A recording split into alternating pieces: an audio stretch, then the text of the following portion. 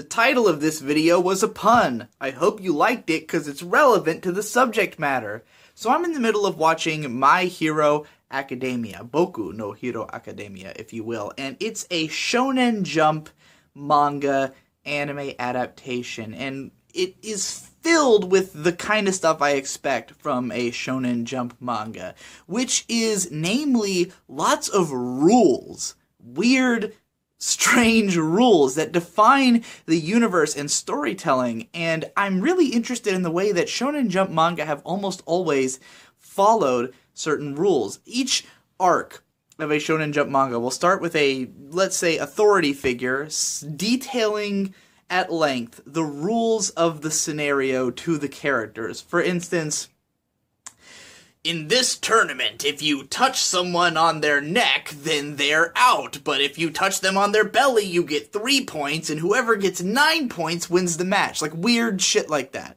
Shonen manga is always defined by these rules of explaining them and then enacting them, which is really interesting because it's basically just a really easy way to create dramatic stakes, right? As long as you understand the rules of the game you're playing, then you really easily grasp who's the winner, who's the loser, how they got to those points, and trying to, suss out how those things happen can make an interesting story, in the same way that playing, like, a board game could be interesting, like, where you all know the rules, but watching the things that happen every time you roll the dice and something new and exciting happens within that rules structure, it makes the story that much more exciting to follow. It's just a really basic way of handling things, but what's great about Shonen Jump manga is that so many of these authors are so creative in both the rules they come up with and how they explore those rules. Now, if you're reading a good shonen manga, then chances are that they're going to explore the rules as far as possible. They're going to immediately identify the extremes of what can happen within that subset of rules, and they will go straight to those extremes. So if, say, the main character has to get 50 points of punching another guy, every punch is worth another point, but a super punch is worth 50 points, then, like, that character is gonna never get his punch in until the very end. He's getting punched by everybody, but then he pulls out the super punch and he gets all 50 points, because that's the most dramatic way you could do that rule set, So I think that it's a genius kind of story structure, and, as a kid, reading that stuff and not really identifying those structures, then it just seems so impressive. It just seems like, oh my god, he did the 50 punch! And then as an adult, I'm more impressed by how unique those rules can be, or by how well the author uses them to create those dramatic stories, When I watch something like Yu Yu Hakusho or Hunter x Hunter, I can very easily see the mechanical nature of it, especially in the writings of that author whose name is slipping my mind right now. In his writing, he very clearly gravitates towards making the craziest rule set he can, the craziest powers, the craziest, most out there, most unique scenarios, and then pushing them as far as he can. And he's an expert at it. And I think that shonen anime is at its best when it does things like that. And when I'm watching a show like My Hero Academia, where it very clearly follows those rules, it'll set up a thing like in episode 5, I think it was, where the main character is told that if he gets the lowest score on this test, then he'll be expelled from the school that he's in, the hero school that he's been dreaming of going to forever. And of course, that he's going to get the lowest score because the rules of his power are that he can't control it at the time, he doesn't have full control over his superpowers, and therefore he'll hurt himself if he tries to do anything. So he really only gets one shot at trying to get a high enough score that he can be as good as everybody else who doesn't have the same problem that he has. And so it all rides on this one moment and the ethos of various characters and whether or not they even follow the rules that they've set in place. Because that's another thing that happens in shonen manga a lot, is that there's a lot of unreliable rule sets where certain rules are in place and matter, and then certain rules are made up by authority figures who are unreliable and then are proven to be unreliable later for dramatic effect.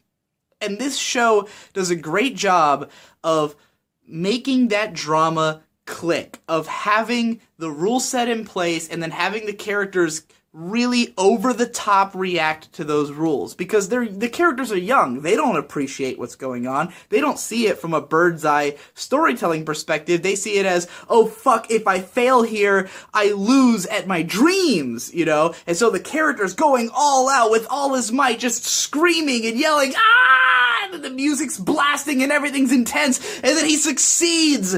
And then the authority figure pulls back the curtain and says, here's what you were really being tested on, you know?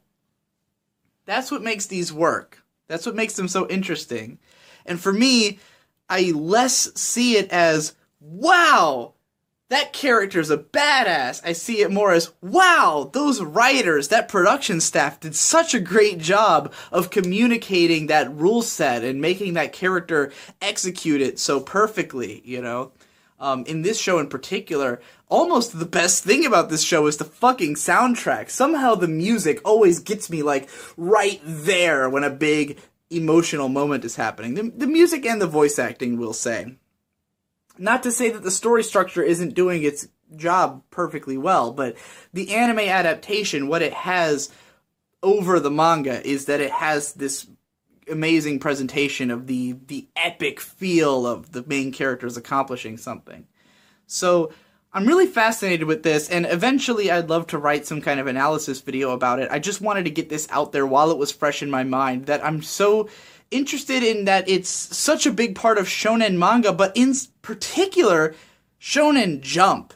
Like, maybe, I could be wrong about this, which is why I'd want to research it more, but I really feel like Shonen Jump in particular, the stuff that runs in there is very rules-centric, where you've got stuff like Dragon Ball Z with its power levels, or where each one will have, like, a structure of, you know, like, there's 8 villains of increasing difficulty to beat, and the heroes have to do this in order to prove that they're at this level, and if they beat this guy, then they're at this level, you know, and it always feels like that. It's always got that structure.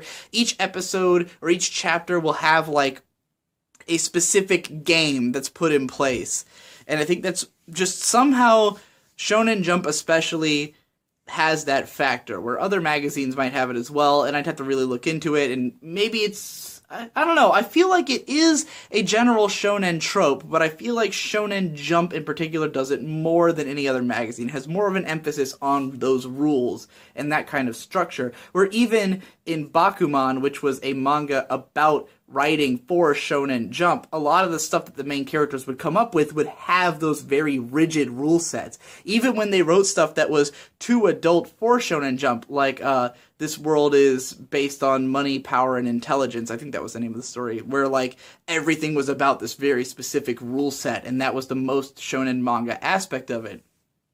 Anyway, it's worth thinking about. I find it interesting, and I always love analyzing those things when I watch these shows. It's how I engage with them as an adult, as opposed to the raw, visceral feeling I get as a kid. Not to say that I don't feel anything viscerally, because I certainly do watching My Hero Academia, because it has such strong, you know, powerful emotions. But watching it as an adult, a lot of the fun is seeing how it would have manipulated my child self.